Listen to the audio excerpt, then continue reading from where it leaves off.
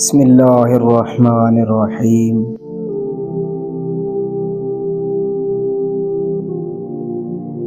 السلام علیکم ورحمۃ اللہ وبرکاتہ۔ کروڑوں درود و سلام نبی آخر زمان صلی اللہ تعالی علیہ وسلم پر، جو تمام جہانوں کے لیے رحمت للعالمین ہے۔ شروع اللہ پاک کے نام سے جو بڑا مہربان نہایت رحم والا ہے۔ دعا ہے خالق کائنات سے اللہ تبارک و تعالی تمام ناظرین کرام کو خوش و آباد رکھے۔ اللہ تبارک و تعالی ہم سب کی ایمان کی حفاظت فرمائے۔ محترم ناظرین کرام، ایک نئے دلچسپ سٹوری کے ساتھ آپ کی خدمت میں حاضر ہیں۔ آج کا ہمارا موضوع ہے کہ گناہ و نافرمانی کے وبال۔ پیارے محترم ناظرین کرام، اللہ تبارک و تعالی قرآن کریم میں ارشاد فرماتا ہے کہ ادعونی استجب لکم، یعنی مجھ سے مانگو میں دعا قبول کرتا ہوں۔ دعائیں قبول نہ ہونے کی ایک بڑی وجہ گناہوں میں مبتلا ہونا ہے۔ جب تک بندہ گناہوں سے کنارہ کشی اختیار کر کے توبہ نہ کرے، اس وقت تک اس کی دعا قبول نہیں ہوتی۔ چنانچہ مروی ہے کہ ایک مرتبہ حضرت سیدنا موسیٰ کلیم اللہ علیہ السلام کے زمانے میں بنی اسرائیل میں قحط پڑ گئی۔ لوگ پریشانی کے عالم میں حضرت سیدنا موسیٰ علیہ السلام کی بارگاہ میں حاضر ہوئے اور عرض کی کہ اے کلیم اللہ علیہ السلام، اللہ پاک سے ہمارے لیے بارش کی دعا فرمائیں۔ آپ علیہ السلام ان لوگوں کے ہمراہ ایک صحرا کی طرف نکلے۔ آپ علیہ السلام کے ساتھ دعا کے لیے جانے والوں کی تعداد 70,000 سے بھی زائد تھا۔ آپ علیہ السلام نے اللہ پاک کی پاک بارگاہ میں دعا مانگتے ہوئے عرض کی کہ اے اللہ، ہمیں اپنے بادل سے سیراب کر اور ہمیں اپنی رحمت عطا فرما، اور ہم پر شیرخوار بچوں، چوپڑوں اور کمزور بوڑھوں اور ناتوانوں کے صدقے رحم فرما۔ حضرت سیدنا موسیٰ کلیم اللہ علیہ السلام رحمت کی بارش طلب فرما رہے تھے، مگر آسمان پر جو تھوڑے بہت بادل تھے وہ بھی چھٹ گئے اور سورج کی تمازت اور تپش مزید بڑھ گئی۔ یہ دیکھ کر آپ علیہ السلام نے عرض کی کہ یا اللہ، اگر تیری بارگاہ میں میرا مقام پہلے جیسا نہ رہا تو میں تجھے نبی امی حضرت محمد عربی صلی اللہ تعالی علیہ وسلم کے مقام و مرتبے کا واسطہ دیتا ہوں، جن کو تو آخری زمانے میں دنیا میں مبعوث فرمانے والا ہے۔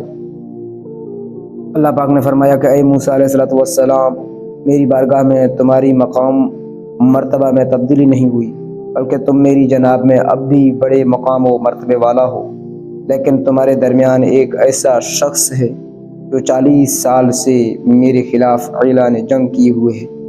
اے موسیٰ، اعلان کر دو کہ وہ تمہارے درمیان سے نکل جائے، جس کی وجہ سے تم سب میری رحمت سے محروم ہو۔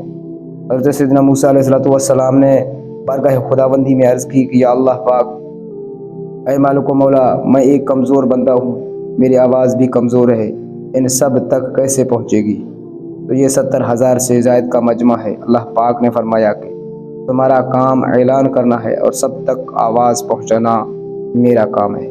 آپ علیہ السلام نے حکم الہی کی بجاوری کرتے ہوئے اعلان فرمایا کہ اے وہ گنہگار شخص جو 40 سال سے اللہ تبارک و تعالی سے اعلان جنگ کیے ہوئے ہے، ہمارے درمیان سے نکل جا، تیری وجہ سے ہم سب بھی بارش سے محروم ہیں۔ اس گنہگار نے دائیں دیکھا بائیں دیکھا، کوئی بھی کھڑا نہیں ہوا۔ وہ سمجھ گیا کہ اس اعلان کا مخاطب میں ہوں۔ اس نے سوچا کہ اگر میں ان سب کے سامنے نکلتا ہوں تو بنی اسرائیل میں ذلیل و رسوا ہو جاؤں گا، اور اگر بیٹھا رہتا ہوں تو میری وجہ سے یہ سب بارش سے محروم رہتے ہیں۔ یہ سوچ کر وہ ندامت اور خوف الہی سے ترترا اٹھا اور اپنا سر اپنے کپڑوں میں چھپا کر اپنے برے اعمال پر نادم ہوتے ہوئے رب پروردگار کی پاک بارگاہ میں توبہ کرنے لگا کہ اے اللہ، اے میرے مالک و مولا، میں نے 40 سال تک تیری نافرمانی کی، مگر تو مجھے مہلت دیتا رہا۔ اے مولا، آج میں تیری بارگاہ میں حاضر ہوں اور اپنے کیے پر شرمندہ ہوں۔ الہی میری توبہ قبول فرما۔ وہ شخص ابھی دعا و التجا میں مگن تھا کہ اچانک بادل چھا گئے اور یوں چما چم بارش برسنے لگی جیسے مشق کا منہ کھول دیا گیا ہو۔ رحمت الہی بارش بن کر برسی تو حضرت سیدنا موسیٰ علیہ السلام نے اللہ پاک کی پاک بارگاہ میں عرض کی کہ مولا، یہ بارش کس کا سبب ہے؟ حالانکہ ہمارے درمیان سے تو کوئی بھی نہیں اٹھ کر نہیں گیا۔ اللہ پاک نے فرمایا کہ اے موسیٰ، جو گنہگار تم سب کی محرومی کا سبب تھا، تم سب پر اس رحمت کا سبب بھی وہی شخص ہے۔ آپ علیہ الصلوۃ والسلام نے عرض کی کہ اے اللہ، میں تیرے اس نیک بندے کو دیکھنا چاہتا ہوں۔ اللہ پاک نے فرمایا کہ اے موسیٰ، میں نے تو اسے اس وقت تک بھی بدنام نہ کیا تھا جب وہ میرا نافرمان تھا، اور اب جب کہ وہ میرا اطاعت گزار بن چکا تھا، بھلا کیوں کر اسے بدنام کروں گا۔ اے موسیٰ، میں چغل خوروں کو سب سے زیادہ ناپسند کرتا ہوں، تو کیا میں ایسا کروں گا، اس کی برائی بیان کروں گا۔ محترم ناظرین کرام، حضرت سیدنا موسیٰ کلیم اللہ علیہ السلام کا جو پوچھنا تھا اس شخص کے گناہ کا اظہار کے لیے نہ تھا، بلکہ اس نیک بندے کا پتہ چلانا مقصود تھا کہ جس کی وجہ سے اللہ پاک نے بارش عطا فرمائی۔ اور اللہ پاک کے نہ بتانے میں یہ حکمت تھی کہ اس شخص کے گنہگار ہونے کا اظہار ہوگا، کہیں اس پر اسے عار نہ دلائی جائے۔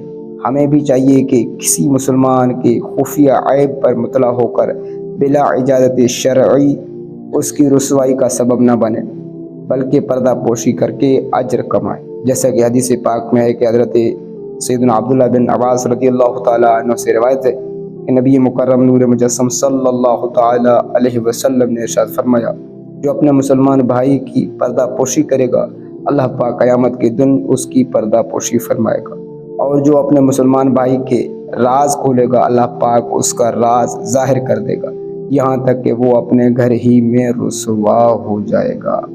الامان والحفیظ۔ محترم ناظرین کرام، مزید ملتے ہیں ایک نئے دلچسپ اور سچی کہانی کے ساتھ۔ تب تک کے لیے اللہ حافظ۔ اللہ پاک آپ کا حامی و ناصر ہو۔ اپنا خیال رکھیے۔ والسلام۔